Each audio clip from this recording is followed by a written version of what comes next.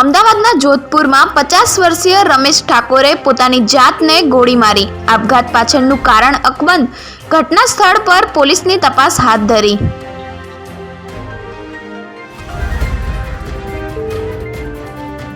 શ્રીજીની મૂર્તિનું વિસર્જન. હજીરા, મગદલ્લા, ડુમ્મસ તેમજ 20 કૃત્રિમ તળાવમાં આજે 80,000થી વધુ મૂર્તિનું વિસર્જન થશે. ડક્કા અવારો પહેલીવાર બંધ.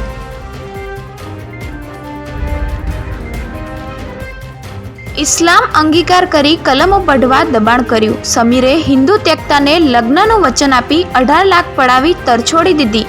13 વર્ષ સુધી શારીરિક શોષણ કરનાર આરોપીની ધરપકડ.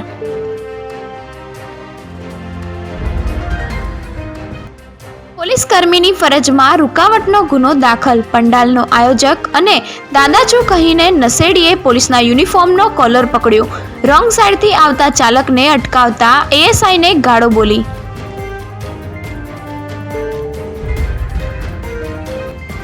મેલી વિદ્યાની ધમકી આપી ભુવાએ કુટુંબી ભત્રીજી પર દુષ્કર્મ આચર્યું. કડીનો સતીશ પટેલ લગ્ન નહીં થવાનું કહી યુવતીને વિધિના નામે વારંવાર પીંખતો રહ્યો. ફિનાઇલ પી આપઘાતનો પ્રયાસ.